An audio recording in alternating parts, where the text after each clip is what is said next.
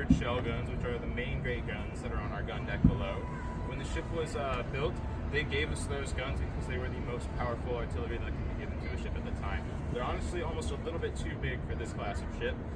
With that being the case, we would pretty much only fire them one by one in a wave from one end of the gun deck to the other, shooting their 8-inch shells, which is a big iron ball filled with about 50 pounds of gunpowder. We would aim these guns towards the water line, getting some rotational spin on those shells as they're shooting towards the enemy hull, and skip them up and into the enemy hull, blowing large chunks about 5 foot in diameter out of the water line of the enemy's ship. Now those are our primary batteries, but then into our Civil War service, they gave us these, our Parrott rifles. Now this is a 20-pound Parrott rifle, named after the creator, last name Parrott.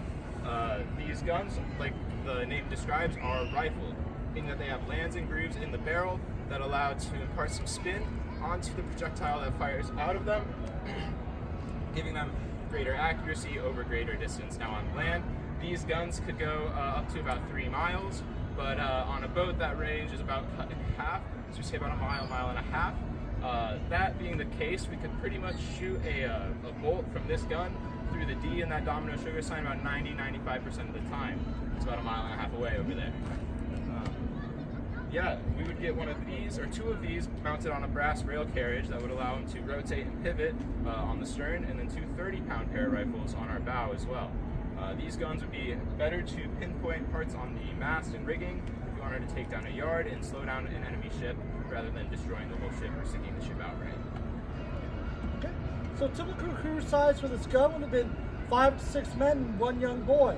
The numbers to man our shell guns, those numbers are 14 men and 1 boy. The youngest members of our ship's crew were our ship's boys, more commonly referred to as our powder monkeys. Reason being is that if you've been down below on the gun deck, you notice the overheads or ceilings are very low. Well, during battle, that space is smoky, it's loud, it's confusing.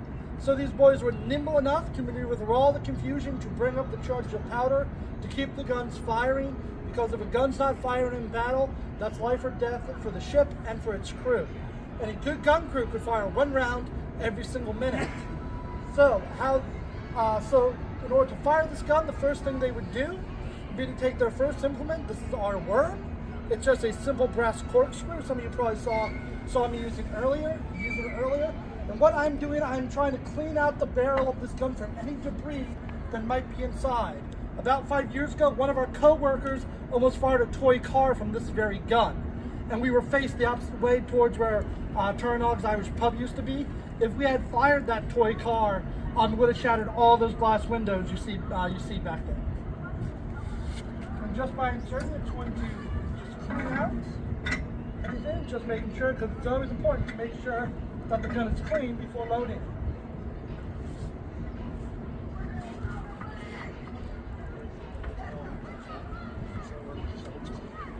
So, the next step, getting ready to fire this gun, actually the most important step, we're going to take this is our sponge. It looks like a giant Q-tip.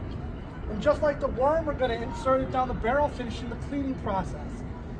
Now, after this gun would be fired, the remains of the powder charge is still burning back here in the breech of the gun. Well, if you were to put a fresh black powder on top of burning embers, what do you think is going to happen? The gun's going to prematurely explode. And if it explodes, it can also explode the ammunition. That's going to destroy the gun, damage the ship, and kill the gun crew. And the enemy's already trying to do all 3 of those things. So that's why they would sponge to extinguish those embers, so it was safe to load the gun. And just show me a place to work. Send it down the barrel, giving it a couple spins. Now the gun is loaded and ready for firing. Hold on, grab the charge.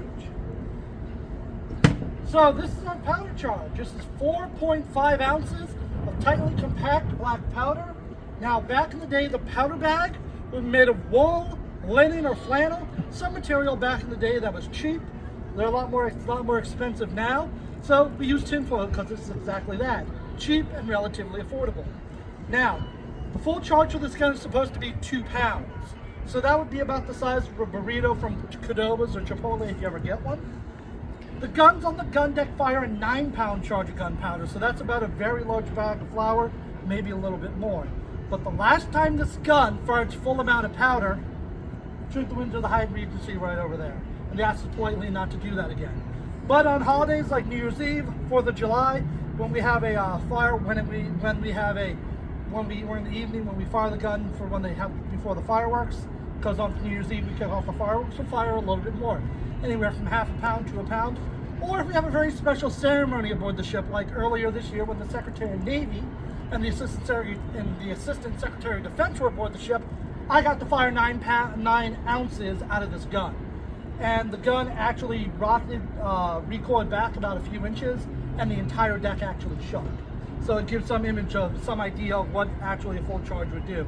If I had fired a full charge, this gun would go back about 3 to 5 feet until it stopped. But today only firing 4.5 ounces. And then probably don't need to explain this whole reason we fired this much to stay on good terms with Baltimore Police, Coast Guard, any officials in the city, because we're here in downtown Baltimore. Now, if we did load a projectile into this gun, it would go straight through the side of the Science Center and then go through that church steeple over in Federal Hill. But my coworker Nate and I love what we do here on the ship, so no projectile, but you do get a very, very nice boom. And then using my rammer, which is at the end of my sponge, we're going to charge the round into the back or the breech of the gun.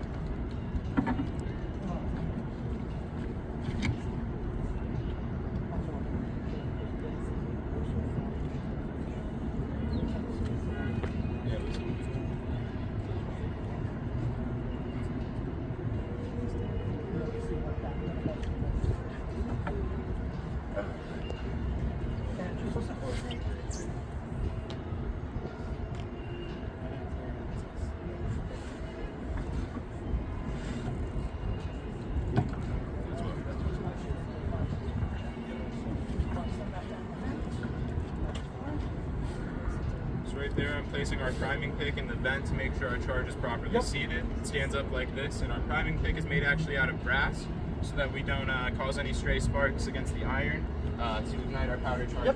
Because iron on iron will cause sparks, brass on iron does not.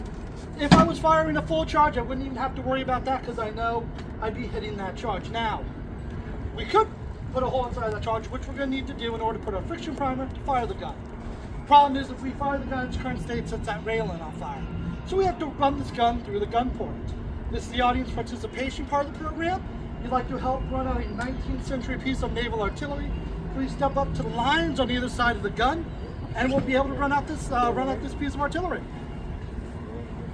So we need some people over here on this side, some people over here on that side. You'll be on the outboard side of the line. So the line that is on the deck right there. And you can step up to where the block is over there. So the couple of commands, you want to make sure your feet are firmly planted on the deck. Because I'm going to give 2 commands, action and haul. On the command action, that's when you take all the slack out of the line. And then on the command haul, you're only going to pull once, keeping your feet flat, only moving your upper body. Now I repeat these commands. So, action, you can pick up your line. Take all the slack out of it. Yep, you're going to pull all the slack out of the line, make it nice and taut. So, action, haul. Action, haul. The idea is not to step back, just keep your feet planted. Action, haul. Action, haul. Action, haul. All right, that as well, you can drop your lines. So, thank you to my gun crew. So, take my priming pick again, I'm going to send it down this hole called the vent, and I'm going to puncture a hole inside of that powder charge.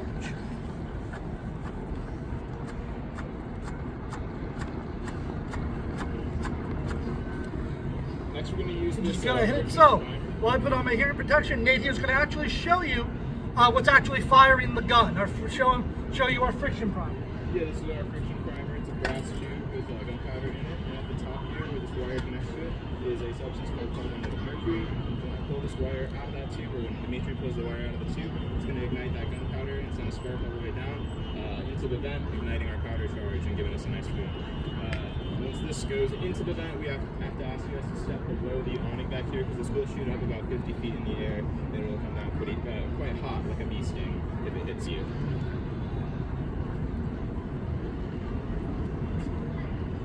Yeah, so this. Good! Do not be alert!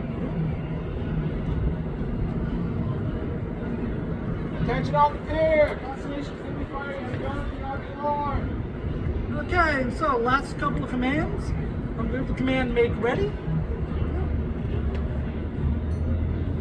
And when I give that command, feel free to use the palm of your hands to cover your ears. Then, when I pull my lanyard right here, that's when we'll get the boom.